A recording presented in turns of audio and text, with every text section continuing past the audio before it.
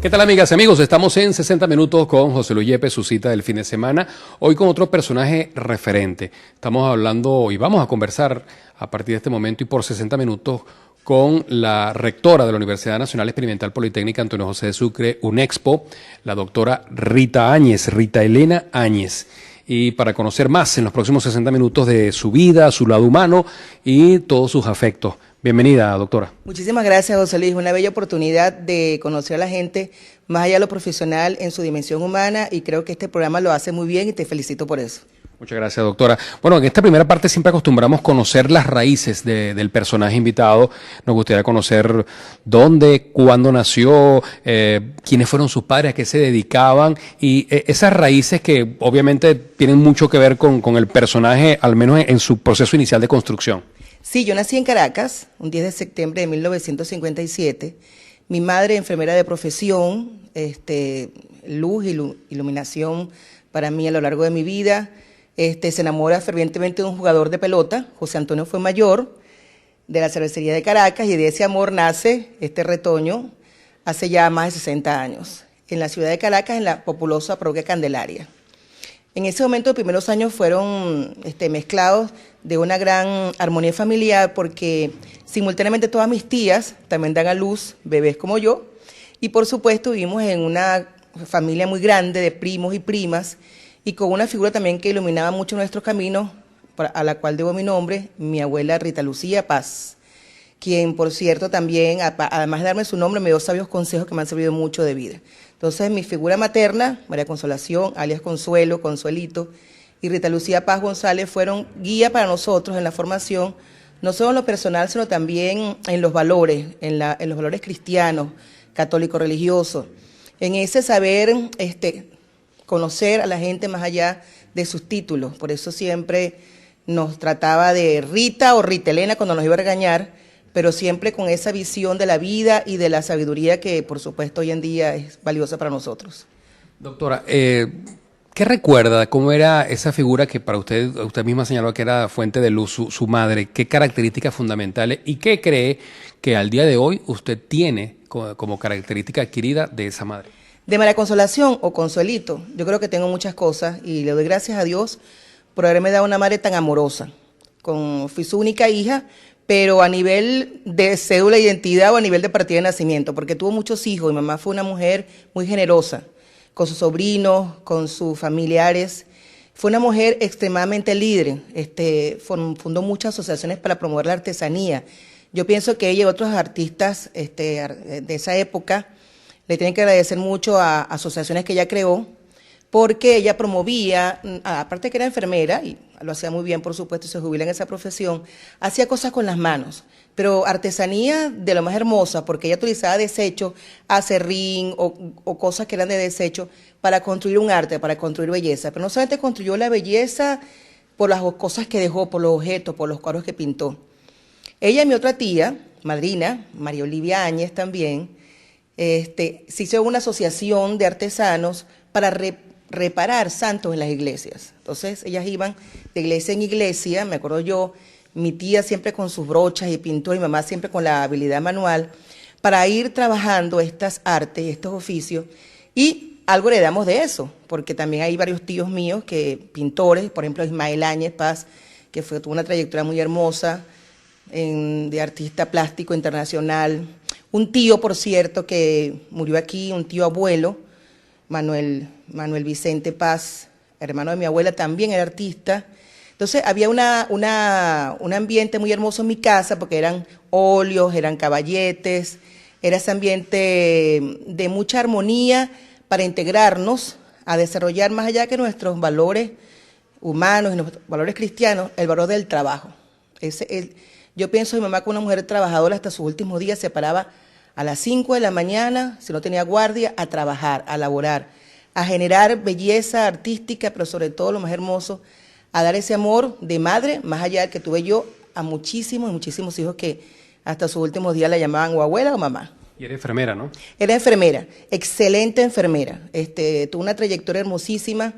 Ella dice que ella en su carrera logró trabajar en quirófano, con ancianos, con niños, en hospitales, en clínicas. Fue enfermera psiquiátrica, psiquiátricos se la peleaban en Caracas, voy a decirlo con mucha sinceridad. Ella comienza mucho antes de yo nacer con el doctor Vega, quien funda un psiquiátrico, y por supuesto ya le dieron esas habilidades, le dieron esas habilidades humanas para comunicarse con personas. En ese tiempo se llamaban, ¿no?, gente con poca salud mental. Hoy en día son personas que son atendidas de una manera distinta, pero en ese tiempo ella tenía esa habilidad y fue formada por el entonces el doctor Vega, y pudo a lo largo de sus casi 40 años de ejercicio profesional trabajar en todas las áreas, pero dicen que tenía muy buena habilidad para la parte psiquiátrica, y yo creo que sí, era muy tolerante. Entonces de ella heredé, en resumen, el respeto al trabajo, los valores de la fe y de la fe en Dios, su generosidad, siempre fue una mujer sumamente generosa, y esa madre de todos. Yo creo que es muy importante valorar cuando alguien tiene un problema. Siempre en ella consiguieron, no solamente la señora que les inyectaba a cualquier hora o les daba una medicina o los atendía en las curas, sino que le daba sabios consejos que hoy en día para mí son extremadamente útiles. Igual de mi papá, porque mi papá, a pesar de que no convivimos, también me dejó grandes valores en mí, el valor del trabajo, de la responsabilidad. Tengo 3 hermanos de otro matrimonio que él tuvo, pero hoy en día mantenemos excelentes relaciones con mis hermanas y ya sobrinos, ya hay la tercera generación también por ese lado. Así que, claro, la gran familia nuestra es la familia materna, pero efectivamente el amor que nos dejaron ambos, y por supuesto no dejo de darle gracias a Dios por haberme dado a sus padres. ¿Y qué le gustaba hacer a la niña Rita Áñez? ¿Y cuáles fueron esas primeras materias o cátedras en primaria para las que usted tenía o sentía vocación o se le hacían más fáciles? Yo tuve una gran suerte, porque en mi familia hay educadores. Mi madrina, María Olivia, era maestra, y mi padrino Rubén Cisneros también profesor. Entonces ellos, la responsabilidad. Entonces, bueno, dicen que uno no debe alabar, pero yo fui una estudiante de esas que llaman de 19 y 20. Voy a ser sincera, aparte de que me gustaba estudiar porque tenía a mi madrina, que fue maestra mía en 2º grado, a mi padrino, convivíamos juntos, como dije al comienzo, era una gran familia, una gran casa donde estaba mi mamá, mi tío, mis padrinos, mi abuela. Teníamos esa armonía familiar, entonces teníamos un sentido del estudio como algo muy importante. Entonces, de María Olivia, de María Consolación, Consuelo, de mi padrino, teníamos esa supervisión. Entonces me fascinaba estudiar, voy a hacerlo con mucha sinceridad. Pero también me gustaban mucho las artes. Pero lo más interesante, estando yo en preescolar, en ese tiempo un jardín de infancia famoso, Isabel la Católica, que era modelo, por cierto, del Consejo Venezolano del Niño, vean algunas habilidades de mí de liderazgo, y empiezo a ser delegada de curso desde los 5 años. Creo una asociación en el preescolar, una asociación gremial en el preescolar para la defensa de los derechos de los niños. Es impresionante, yo digo, pero ¿cómo es esto? Pero sí, y además decía, ¿pero dónde salió esta niña con esa? Nadie aquí en la familia le gusta eso. Yo creo mi asociación gremial en el preescolar, fui delegada de preescolar ante el director, y nunca me olvidaré cuando me graduó, el hermano del presidente Luis Herrera Campins, Pablo Herrera Campins, era presidente del Consejo Venezolano del Niño, y esa gráfica recoge el momento en el cual él me entrega mi certificado y soy electa por mis compañeros para dar el discurso de honor a los 6 años de edad ante el presidente del Consejo Venezolano del Niño. Entonces recuerdo siempre la lucha por los derechos sociales, gremiales, los derechos de los niños. No existía la LOMNA, el Consejo Venezolano del Niño, una famosa, me acuerdo yo, para mí era una líder, Panchita Sublet. Era una jueza de menores, famosa en Caracas, por su filosofía de protección a la niñez. Y yo me acuerdo de ella, yo leía por televisión a una niña porque me gustaba ese tipo de discursos. Y la mía en la política. Reconozco que, estando muy pequeña, tal vez por la influencia de Héctor Mujica, que era del Partido Comunista, y era una época de persecuciones todavía. Que además era su tío, ¿no? Ajá, mi tío político estaba, porque también convivíamos con mi tía Julia Elena, su esposa. Entonces había esa vena política, esa vena luchadora social, y entonces en todo lo que fue mi trayectoria de preescolar, primaria, inclusive secundaria, siempre en estas venas de la lucha por los demás, por los derechos, por los principios de legalidad y de justicia social. Y en mi familia no hay precedentes maternos, excepto Héctor, que viene por mi familia política. Había este liderazgo inusitado en mí, y yo creo que bueno, me ha acompañado por el resto de mi vida. Y mamá lo supo alimentar muy bien, porque me decía que el líder tiene que ser primeramente honesto, solidario, sincero, comprometido y responsable. Y esas cosas las recuerdo con mucho afecto hoy, porque creo que son fundamentalmente valores que me han acompañado gracias a esa formación familiar. ¿Dónde estudió la primaria? En una escuela donde mi tía era maestra, Grupo Escolar Simón Rodríguez, un grupo escolar municipal, y quiero recordar que era excelente, nos daban las comidas, la protección, nos enseñaban música, era una educación primaria de excelente calidad, fue en Caracas, igualmente que el bachillerato, una educación pública toda mi vida, y era una educación de excelencia. Bien, doctora, vamos a hacer una pausa. En la próxima parte, en el segundo bloque, vamos a abordar ya ese tema de la adolescencia y la juventud, donde estudió la secundaria, la parte universitaria, así que no se aparten de esta sintonía. Estamos en 60 minutos con José Luis Yepes, hoy conociendo el lado humano de la doctora Rita Áñez, rectora de la UNEXPO.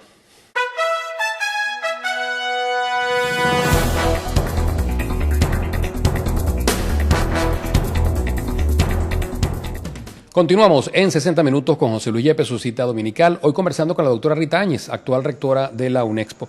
Doctora, hablamos en la primera parte de las raíces, de esos inicios, incluso desde el punto de vista familiar y también en la educación formal, en la primaria. Luego viene la secundaria, ¿dónde estudió, en qué liceo y si recuerda cómo fueron esos años de bachillerato? Sí, excelente. Yo hago mi bachillerato en un liceo público excelente ubicado en Mari Pérez, hoy en día está igualito, el Liceo José Manuel Núñez Ponte, entre los años 70 y 75. Este liceo era un liceo moderno, me acuerdo muchísimo, porque aparte que se diversificaba tanto la parte científica como la parte humanística, teníamos excelentes laboratorios. Me acuerdo mucho mi primera visita al laboratorio de química, que me enamora de la química en bachillerato, a pesar de que veíamos química era en tercer año, pero en el liceo la primera visita era a los laboratorios. No sé por qué. Es una década, pero voy a hablar los primeros 5 años, donde se hace mucho énfasis en el petróleo, en un país petrolero, que iba hacia el proceso de nacionalización, que aquellos que tenemos vocación científica teníamos que estudiar algo relacionado con las ciencias. Entonces, en esos 5 años, Club de la Ciencia, CENAMEC, todas esas iniciativas llegaban a este circuito de educación pública de excelencia, y yo en tercer año, que veo la primera vez química, digo, voy a estudiar química. Y espero especializarme en el área de petróleo, porque ese era el discurso y la promoción de la enseñanza de la ciencia que se nos daba a nosotros. También me metí en grupo de teatro, porque siempre la vena artística también me venía, entonces aparte de la artesanía y la pintura y la escultura y todas esas artes manuales y la música, me gustaba mucho también la actuación. Creo que es parte de lo que todavía sigo haciendo, ¿no? Actuando con sinceridad desde el alma.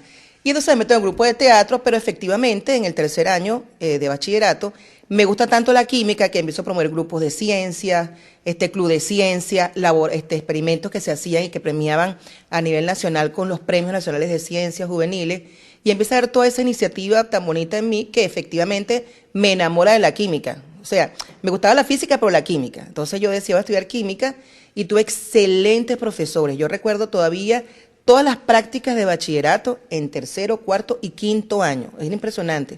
O sea, teníamos una educación técnico-práctica, me enamora esto, el área de la ingeniería y las ciencias, pero en vez de estudiar ingeniería, decido estudiar ciencias puras. Eso fue lo que yo me tracé. Entonces, 5 años orbitan en mi vida como un recuerdo hermosísimo, porque aparte de la ciencia y la área de investigación y el área cultural, mi madre empieza a fortalecer en mí esa vena artística y empieza a tomar cursos de pintura. Participaba con ellas en exposiciones para buscar fondos para estas asociaciones de artesanos que ella creaba. Empieza a fortalecerse en mí una decisión. Si bien me gustaba también el periodismo, porque Héctor me decía que podía ser una buena comunicadora, me gustaban las ciencias. Y empieza la generación Ayacucho, Gran Mariscal de Ayacucho, que iba por todos los liceos a buscar los mejores promedios, y tenía un buen promedio, pero entonces viene un problema. ¿Tengo que irme del país? No, yo me quiero quedar en Venezuela, estudiar en una universidad de excelencia como la UCB. Nuestro promedio daba para salir en forma directa a estudiar química y efectivamente así fue.